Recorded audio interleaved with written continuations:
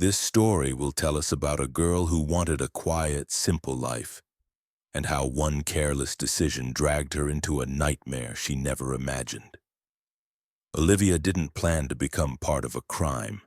She didn't plan to meet lawyers, police, or judges. She only planned to trust the man she loved, but sometimes love becomes the most dangerous blindfold.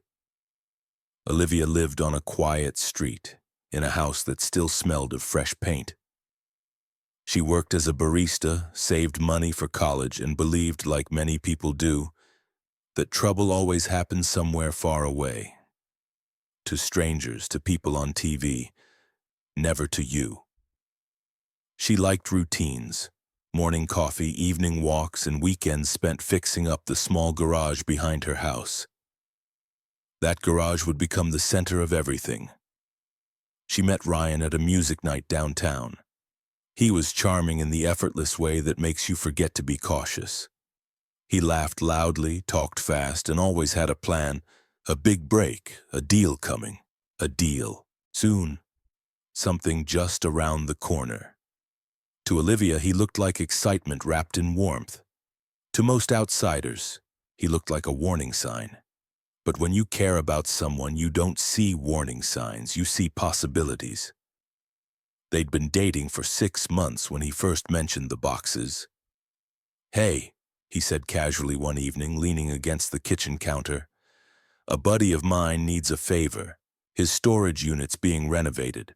I told him maybe we could keep a few boxes in your garage. Just for a week or two." A normal question passed through Olivia's mind. "What's inside?" A normal instinct answered. "It's probably nothing. Why would he lie?" She hesitated for a second, long enough to feel the hesitation, not long enough to act on it. "Sure," she said, "as long as it's temporary." Ryan kissed her cheek, smiling like someone who had just gotten away with something.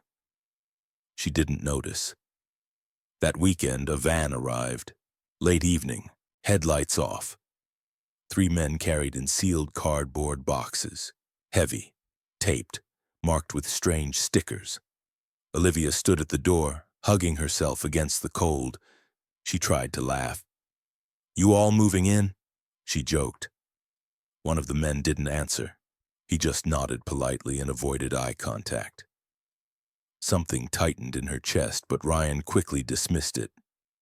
"They're just tools. Construction stuff, not exciting," he said, as if boredom itself were a guarantee of safety.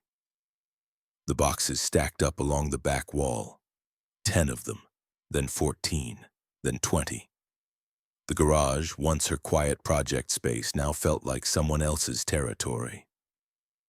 She noticed Ryan locking it with a new padlock, one she didn't own. When she asked why, he smiled again too quickly. "Just being careful. You know how people steal." The irony of that sentence would haunt her later. Days passed. Olivia avoided the garage, not because she wasn't allowed, but because curiosity began to feel dangerous. Every time she thought, "I should look," another voice answered, "And what if you don't like what you see? Better not to know. Better to believe."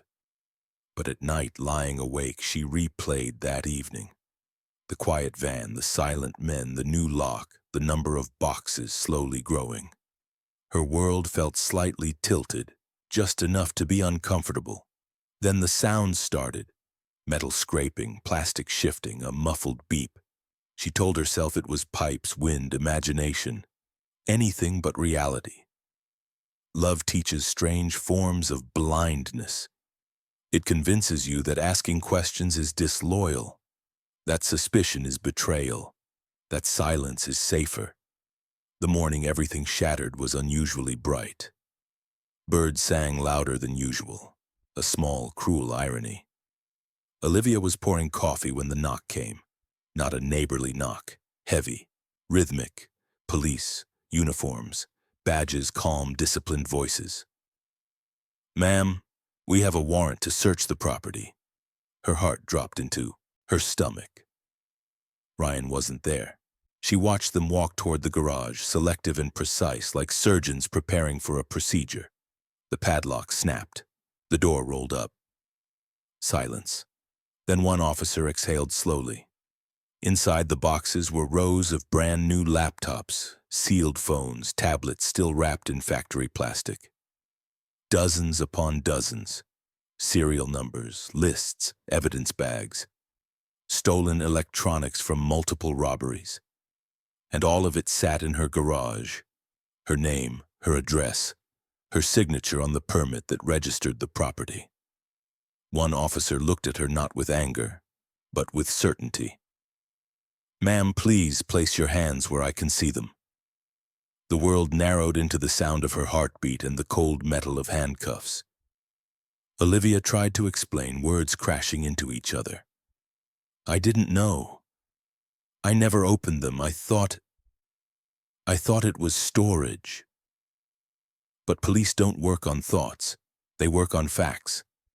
And the facts said the stolen inventory was under her roof, guarded with a lock her boyfriend had installed. And she let it happen.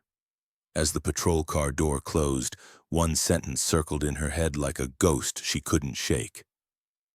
Maybe if I had just asked one question. And yet she had no idea. This was only the beginning. The holding room smelled like disinfectant and tiredness. Fluorescent lights buzzed overhead, flickering slightly like a nervous habit the building couldn't shake. Olivia sat at the metal table with her wrists free now, but the invisible weight of the handcuff still pressed against her skin. She ran her fingers together, as if she could rub the shock out. The door opened. A detective stepped in. Mid-40s, coat slightly wrinkled, eyes sharp in that quiet way that said he had already formed a theory and now simply waited for the suspect to confirm it. "Olivia Harper," he began, sitting across from her. "You have the right to remain silent. You've heard that part, heard that already. But silence rarely helps people who are innocent." The sentence felt like a trap disguised as advice. "I didn't know about the boxes," she said quickly. "They weren't mine.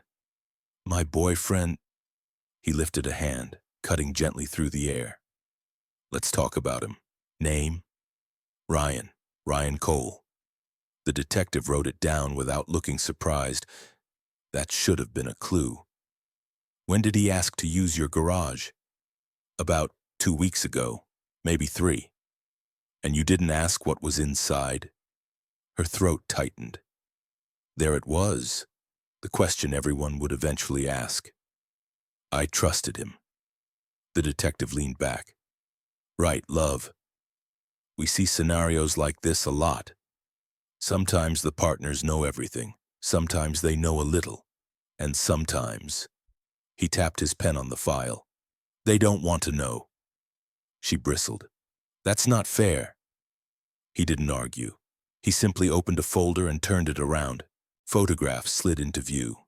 Grainy surveillance images of masked men loading vans behind electronics stores. In one shot, the side of Ryan's face was visible. Not clear enough to scream proof, but clear enough to whisper recognition. Her stomach dropped. "He's part of a robbery ring. Been on our radar for months," the detective said. "We believe your garage was one of their temporary stash points." "Then why am I here?" Her voice cracked. "Go find him." "We're trying," he sighed. "But right now the goods were found on your property. Under U.S. law, possession, control, knowledge. Those are complicated words. Prosecutors argue that you should have known, that you benefited or at least allowed it. I never opened the boxes, and the judge will ask," he replied calmly, "why not?" The conversation tilted like a ship in heavy water. She suddenly understood something cold and terrifying. Innocence wasn't obvious. It wasn't self-proving.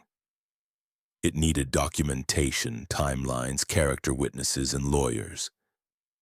Without them, innocence could drown in paperwork. They let her call her mother.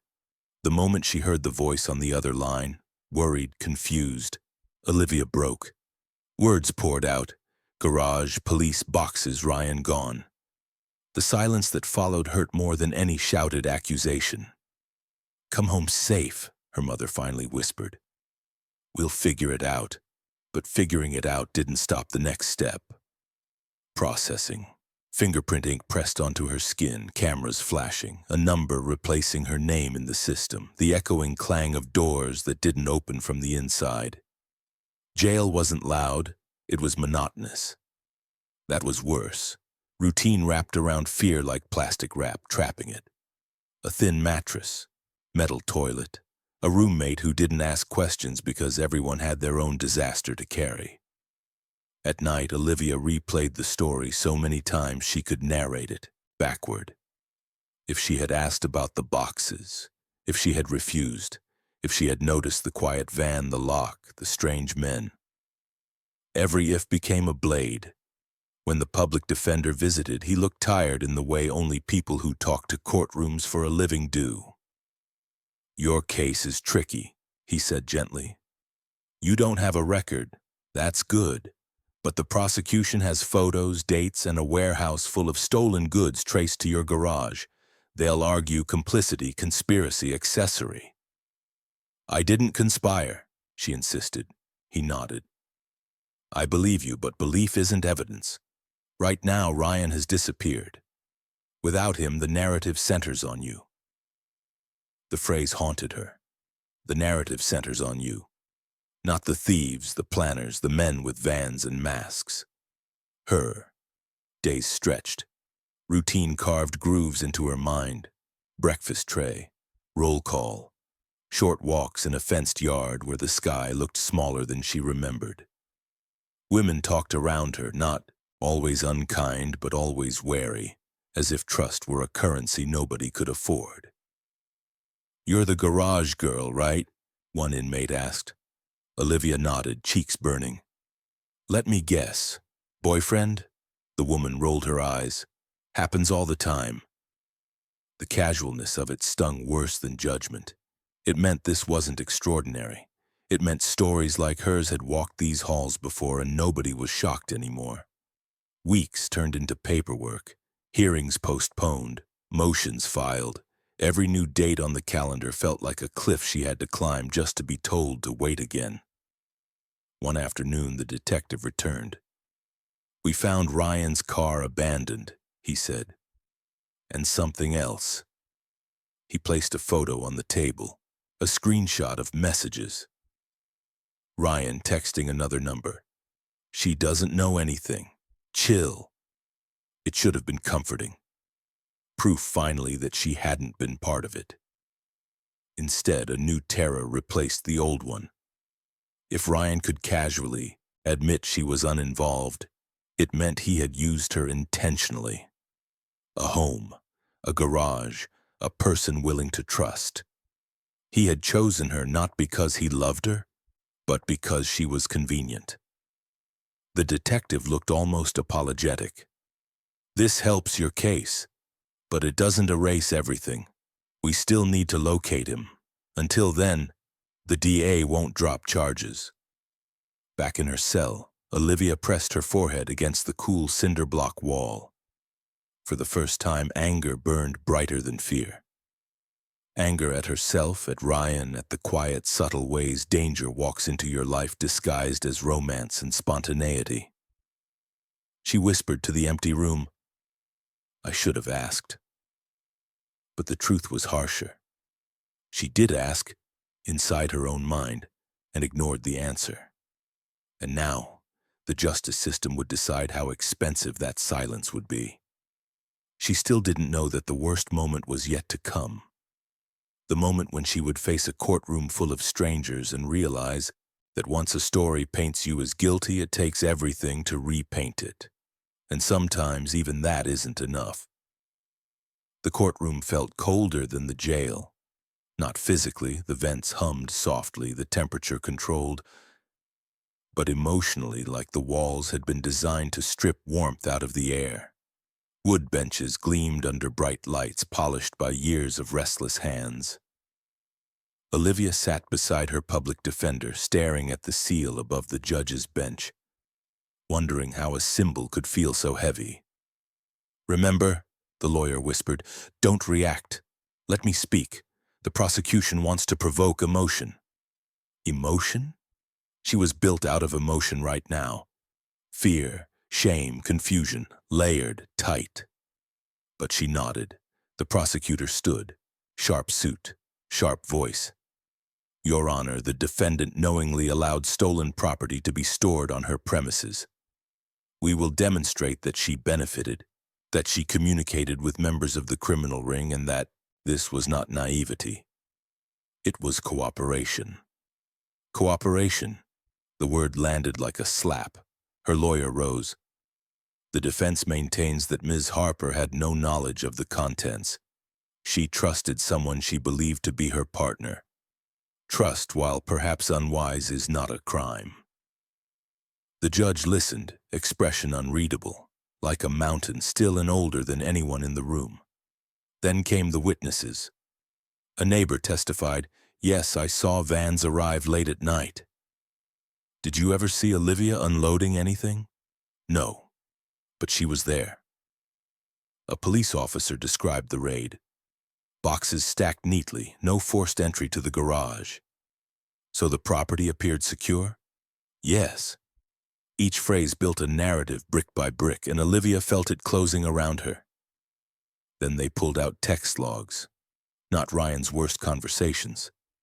Those were still being traced. But hers. "Sure, you can use the garage." "How long will they be there?"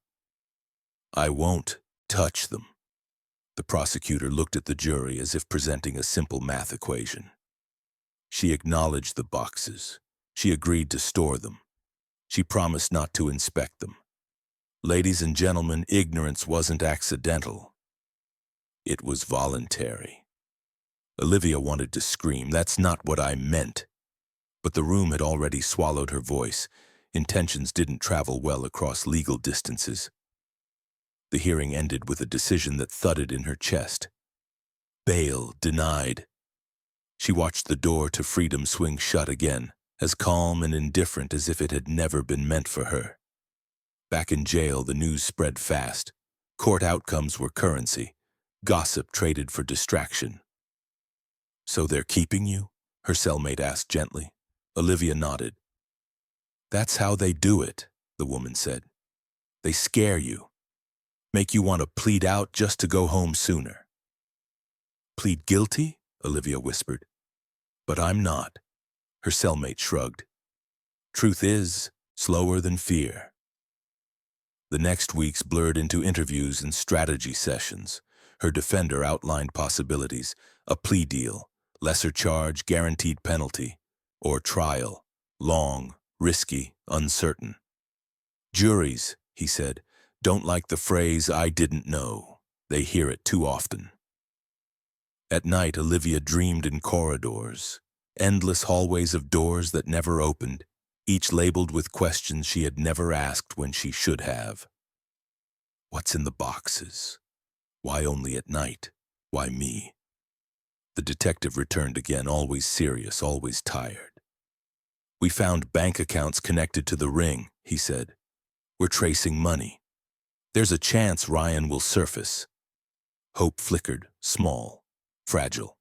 Then bad news followed like a shadow.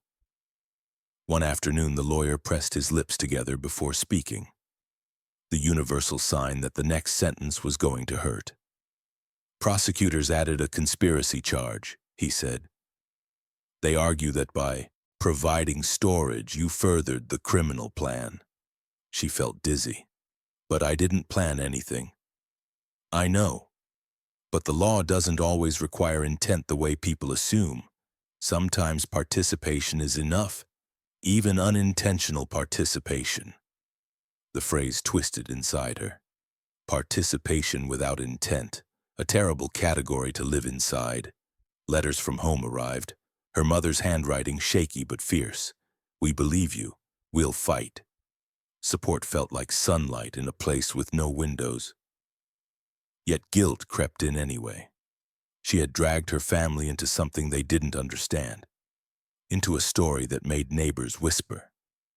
One evening during recreation, another inmate sat beside her quietly. "What did you lose?" the woman asked. Olivia blinked. "Excuse me?" "Everyone here lost something, jobs, kids, houses. What did you lose?" She thought for a moment. "Certainty," she said. The woman nodded approvingly as if Olivia had finally answered a test correctly. "Yeah, that one hurts." Court dates stacked like dominoes, each knocking down the illusion that this nightmare would end quickly. Olivia learned the choreography of shackles, escort lines, signatures. She learned how to stay small in hallways, how to keep her shoulders tight to avoid accidental contact. She learned that silence could be both shield and cage. Then a shift. The detective called her in again. "We recovered more messages from Ryan's girlfriend." Olivia frowned. "Girlfriend?" He winced. "Another one, different city. He used multiple identities. But the messages show he bragged about using a clean girl to hide the merchandise." The sentence hollowed her out from the inside. A clean girl. Not Olivia, not a person, a category, a resource, proof, finally, undeniably. Her lawyer nearly smiled, a man, the first time she'd seen him do it. "This changes the calculus. We file a motion, push the DA, they can't argue. Knowledge when we have written evidence describing your ignorance as part of the plan." For the first time in months, air felt breathable. But courtrooms don't do miracles. They do procedures. Another hearing, another speech. And the judge, after reading the new evidence, leaned forward with a softer tone. "Ms. Harper, the court acknowledges significant doubt regarding your involvement. The charges will be reevaluated. Until then, you will be released under supervision." Released. The world tilted. Not free. Not yet. But outside these walls. Sunlight. Real air. The possibility of sleeping in a bed rather than a bunk bolted to concrete. As they removed her wrist restraints, she felt both lighter and more fragile, like glass that had been under pressure too long. Walking out, she realized something unexpected. The story didn't end here. It didn't end with the release papers or the cautious smiles or the relief. Because the damage had already happened. People had seen her mugshot. Friends had grown distant. Employers would Google her name. And somewhere out there, Ryan, the boy she had trusted, was still running, leaving consequences like wreckage behind him. Olivia stepped into the sunlight, blinking, and understood a truth she never wanted to learn.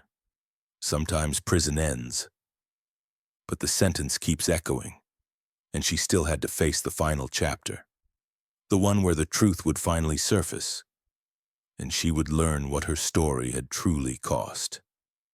Jail has its own clock. It doesn't tick, it drags. Days weren't days anymore. They were sequences of sounds. The metal door, the guard's boots, the distant arguments, the occasional laugh that sounded like it didn't belong to a human being at all. Olivia learned small survival tricks. Breathe, count tiles, never promise favors. Don't ask what brought people here. They will tell you anyway.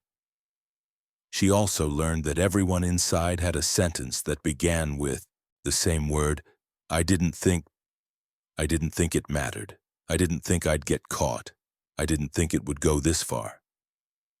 Her own sentence was simpler. I didn't think to ask. When the hearing finally came, the courtroom looked nothing like TV. No glamorous drama, just fluorescent lighting, dusty files, and people who had seen too many broken lives to react anymore. Dylan, calm, composed, sat across the room. He wouldn't meet her eyes. The prosecutor spoke as if describing logistics, not a life. She provided secure storage. She accepted multiple deliveries. She did not inquire. She benefited from the relationship. Benefit. That word felt like a slap. What did she benefit from? Dinners on cheap restaurant terraces, a few road trips, a promise that he was working on something big. Her lawyer stood. My client believed she was helping her boyfriend. There was no evidence of direct knowledge. The prosecutor didn't raise her voice. She didn't need to. Knowledge isn't only what we see, sometimes it's what we refuse to see. The judge nodded, not harshly, but like someone who had repeated the same truth to hundreds before her. During recess, Olivia finally saw Dylan up close. He looked different, smaller somehow. "Did you know?" she whispered. He hesitated, and that pause told her everything she had never wanted to know. "I didn't think they'd trace it back to you," he said. "Not sorry. Not I'll fix this, just calculation." The realization felt colder than the cell. She hadn't fallen in love with a villain. She had fallen in love with someone who saw people as storage units for boxes, emotions, consequences. And she had made it easy. The verdict wasn't spectacular. No gavel-crashing drama. It was delivered like a weather report. Negligent participation, conditional sentence, supervision, community service, record retained. Not years behind bars, but not freedom either. A mark that followed job applications, airport screenings, background checks. A shadow stamped into her name. Outside the courthouse, she sat on the concrete steps and felt the world passing by. Cars, voices, laughter, life. A woman lit a cigarette nearby and said not unkindly, "First time?" Olivia nodded. "You'll stop blaming him eventually," the woman said. "Then you'll start blaming yourself. That's the harder part. But don't live there too long." She walked away. Advice from a stranger, smoky and heavy, but true. Rebuilding was not cinematic. It wasn't inspirational speeches and triumphant music. It was explaining the same story to potential employers, watching their faces freeze politely, sending applications into silence. It was seeing old friends avoid eye contact in supermarkets because they didn't know what to say. It was learning to answer the question, "So, what happened?" without crying, without lying, and without shrinking. She volunteered at first because the court forced her to, and later because it grounded her.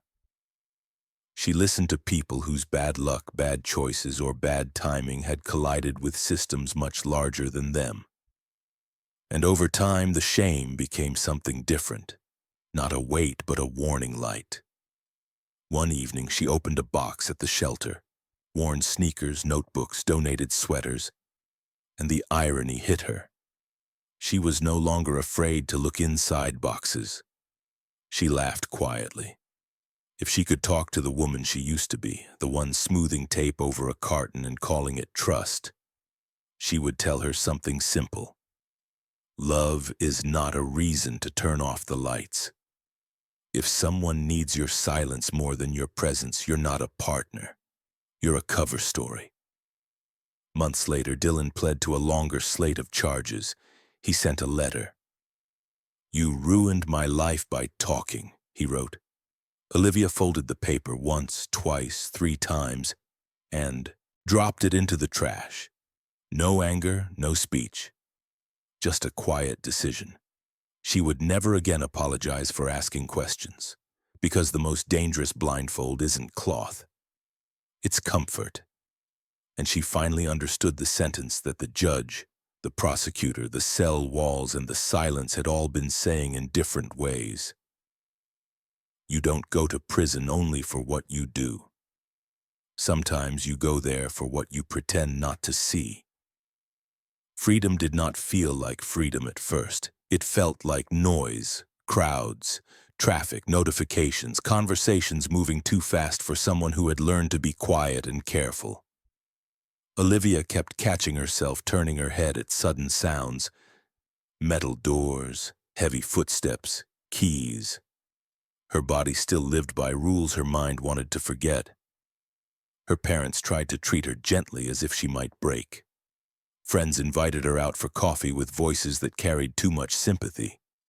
Sympathy hurt more than judgment. Judgment was sharp. You brace yourself. Sympathy was soft. It wrapped around you and whispered, "You are not the same anymore." She took a job she was overqualified for, inventory in a warehouse, boxes again. The irony stung at first, but these boxes were labeled, scanned, tracked, nothing hidden, nothing secret. Her supervisor, a woman with a tired smile, noticed the way Olivia double-checked everything. "You don't have to be that careful," she said once. Olivia paused. "I do, actually." The supervisor studied her for a moment and nodded.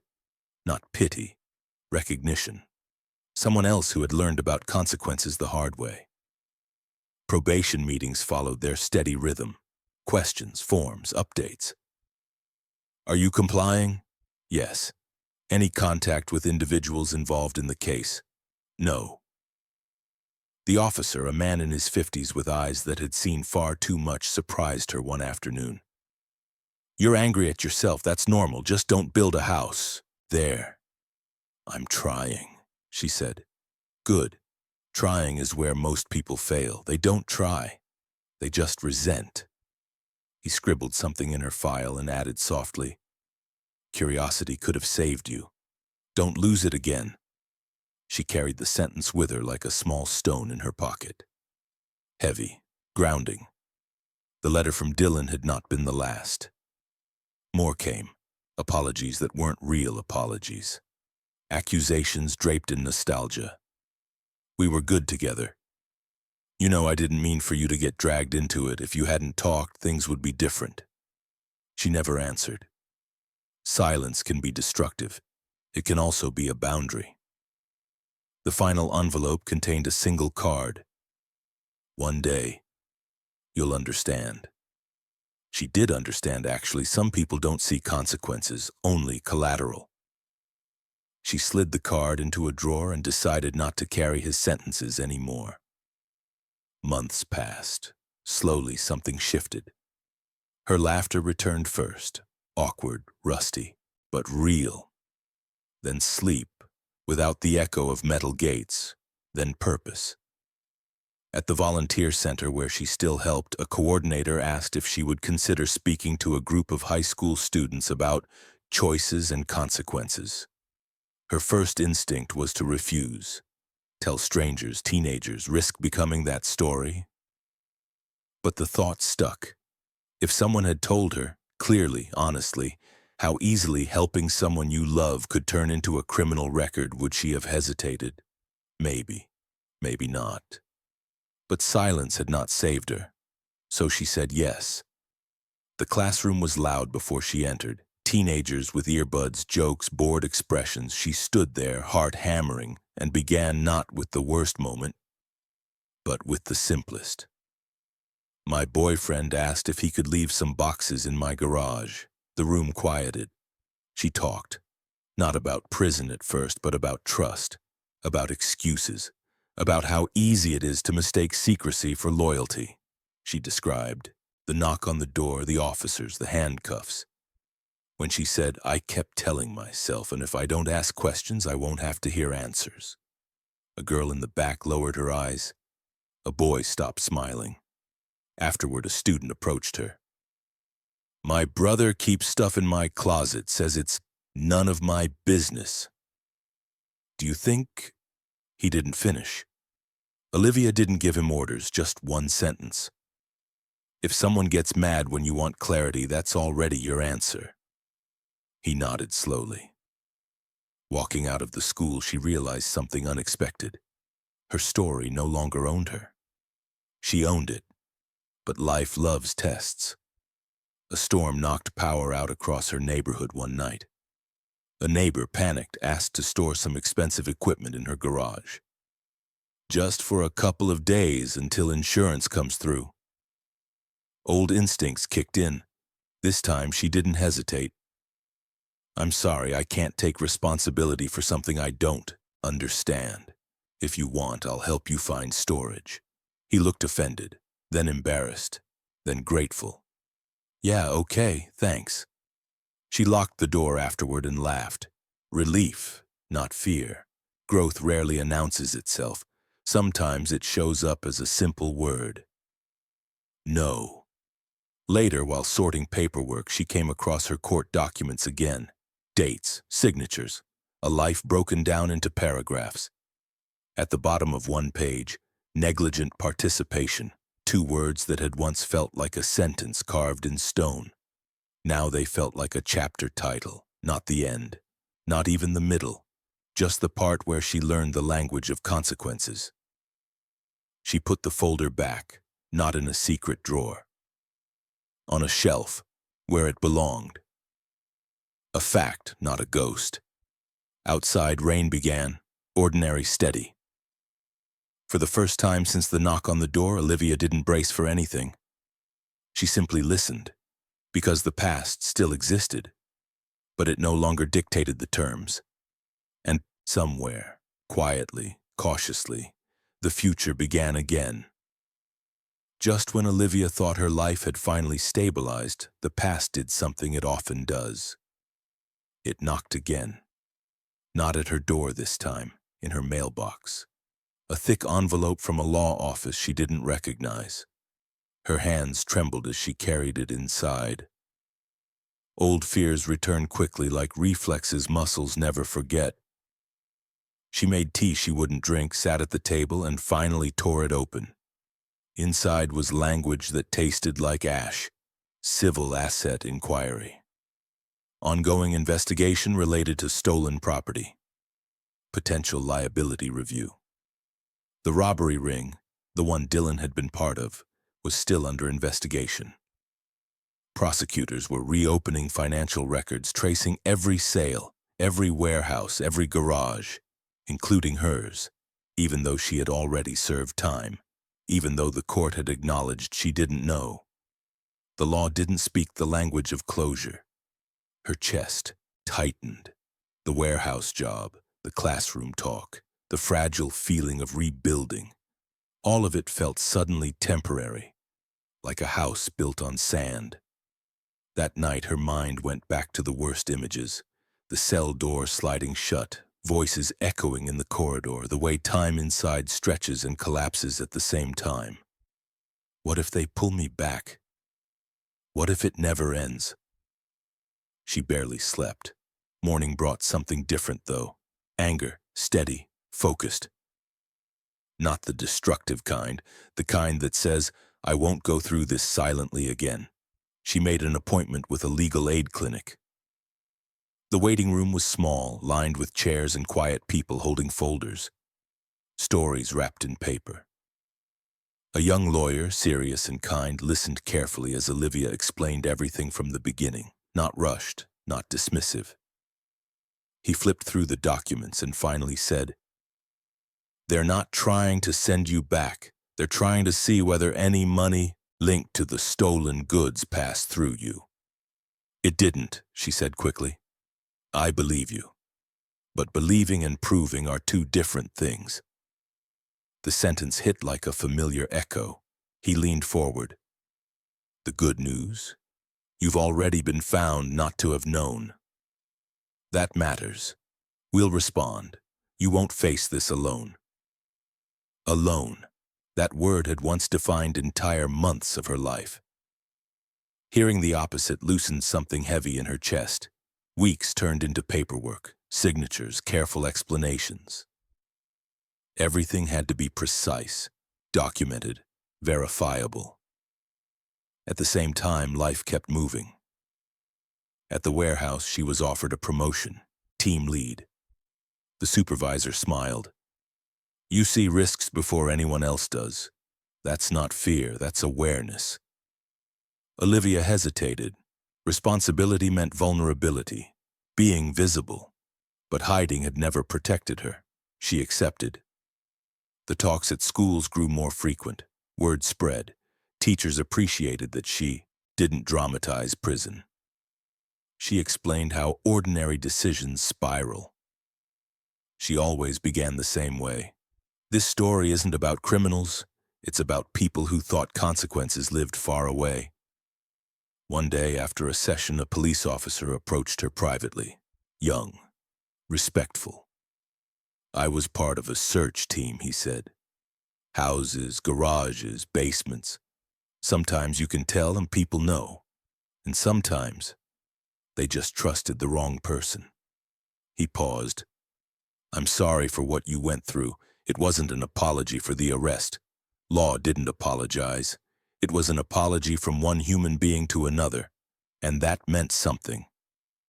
Then came the hearing, not criminal court, a conference room with microphones and tired officials. Still, Olivia's heart pounded as if she were on trial all over again. Her lawyer spoke calmly, presenting timelines, bank statements, texts. He emphasized what should have always mattered. She had not benefited. She had not known. A government representative asked questions that pierced like needles. Why didn't you open the boxes? Didn't you think it was strange? Would you do it again? She answered honestly. I didn't ask questions because I was afraid of the answers. I thought love meant trust. I was wrong, and no, I wouldn't do it again. A silence followed, not hostile, just thoughtful.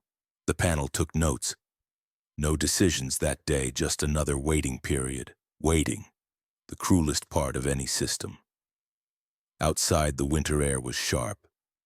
Olivia wrapped her coat tighter and looked at the courthouse steps. The place where people arrive as one version of themselves and leave as another.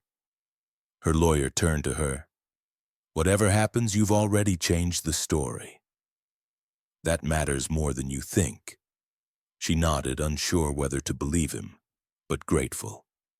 Because something had shifted since the last time bureaucracy swallowed her life.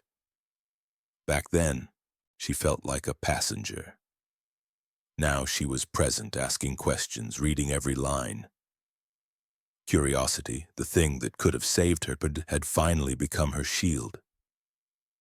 That night she sat at her small kitchen table, the same one where fear had once lived. She opened a notebook and wrote, I didn't go to prison because I was bad. I went because I didn't want to see.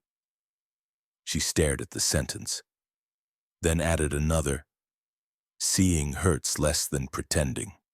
She closed the notebook, not with dread, with resolve. Because the case might continue, documents might arrive, hearings might happen. But something fundamental had changed. Whatever came next, she would meet it awake. And this time she wouldn't mistake silence for safety. The letter arrived quietly. No thick envelope this time. No bold legal terms on the front.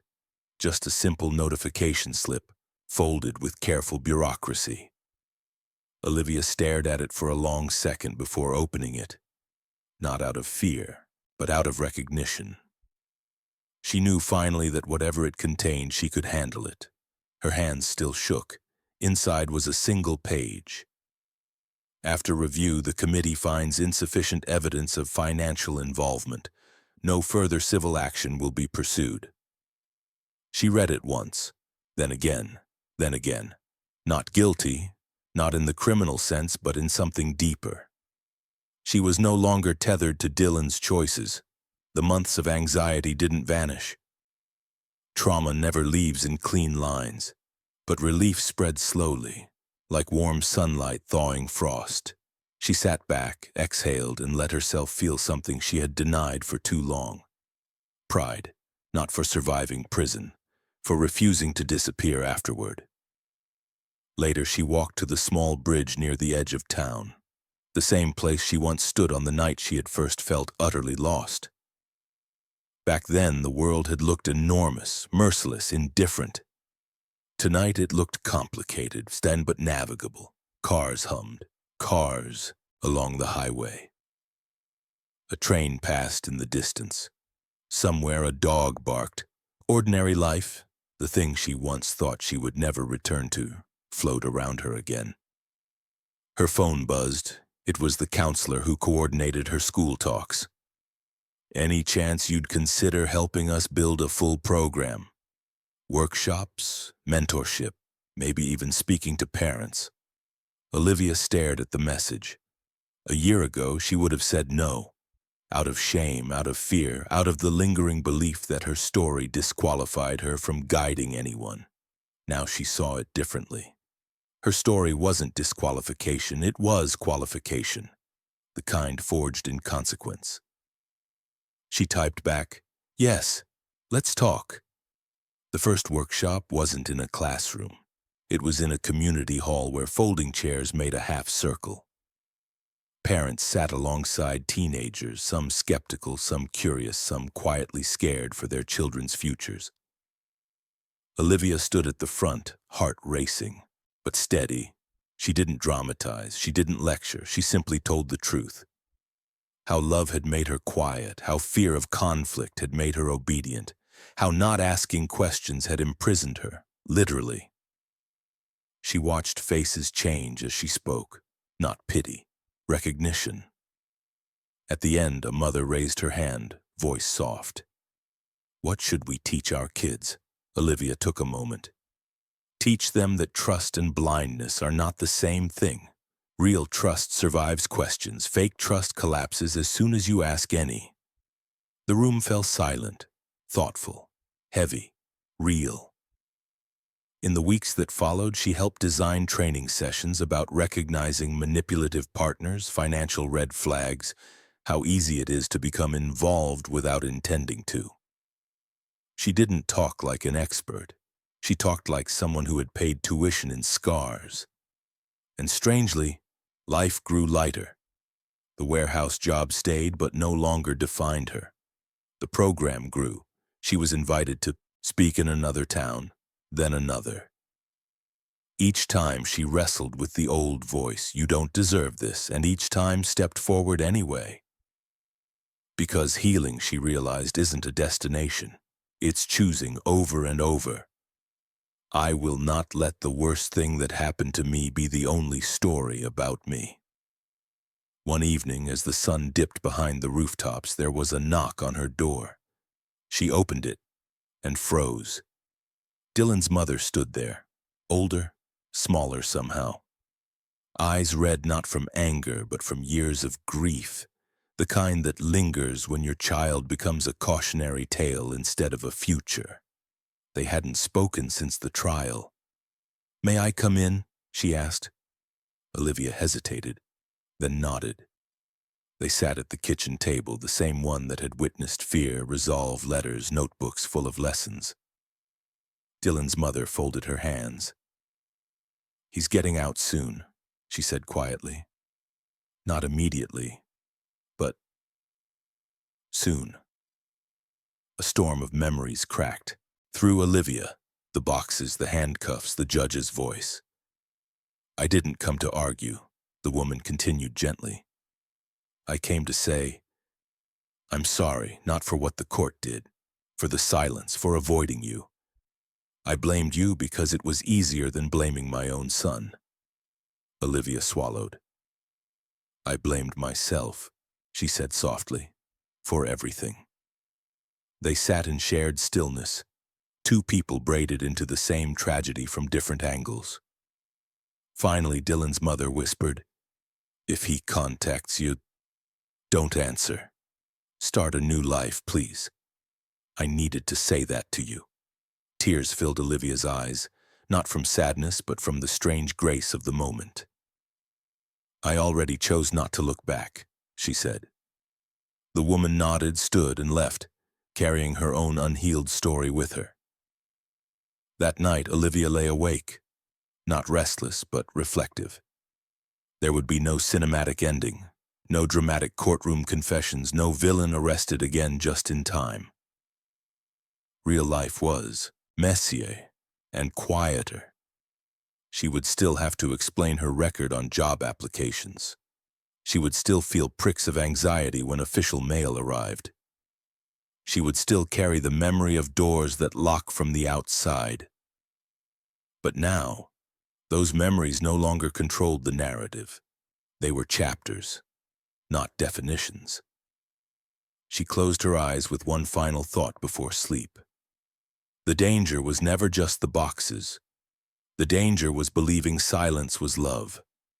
And somewhere in that quiet apartment, a story that once began with blind trust now moved, carefully, courageously, into a future built on awareness. Not perfect, but hers.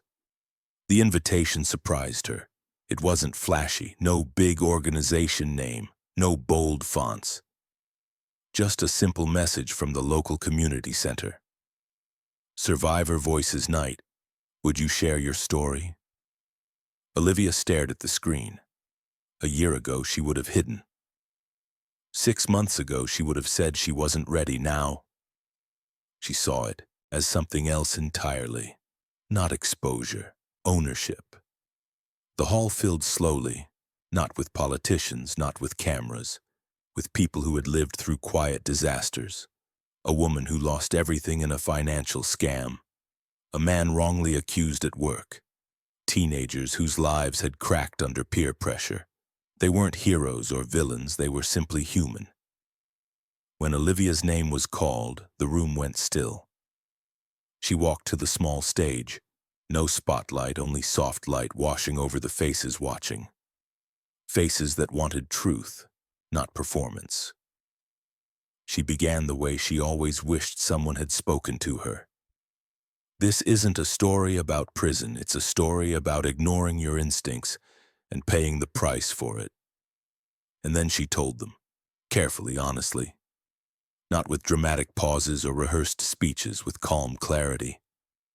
How love made her accept answers that never explained anything. How fear of losing someone made her stop asking questions. How she thought kindness meant silence, until silence cost her freedom. She didn't blame Dylan. She didn't glorify herself. She simply told the truth about choices, consequences, and rebuilding. When she finished, the silence wasn't heavy. It was absorbing. Then applause, not loud, but warm. Afterward, people lined up to speak with her. A teenage girl whispered, "I think my boyfriend is hiding things from me." A father said quietly, "I've told my daughter that trust means not checking." "I think I was wrong." A teacher admitted, "I've seen kids get dragged into trouble they never meant to be part of. This helps me see the signs." Olivia didn't feel like a victim, and for the first time she didn't feel like an accident either. She felt like a warning sign that could save someone else. Weeks later, she received another letter. Different from all the others she had faced. A job offer. The community center wanted to hire her permanently, not as the former inmate, but as a coordinator building awareness programs. Not punishment work, not survival work, meaningful work. She stood in the empty center late one evening, lights dim, papers stacked neatly, chairs arranged for tomorrow's group. For a moment she remembered the cell, the iron bed, the counting of hours, the fear that life had ended. Then she looked at the open door, unlocked, waiting. And she understood something she had never put into words before.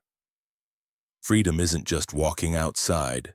Freedom is knowing you won't walk back into the same mistakes. Later that night, sitting on her balcony, she imagined the story being told about her years from now. Not, she was the girl who went to jail, but she was the girl who learned, rebuilt, and helped others see what she couldn't see in time. A vibration broke the quiet. Her phone lit up.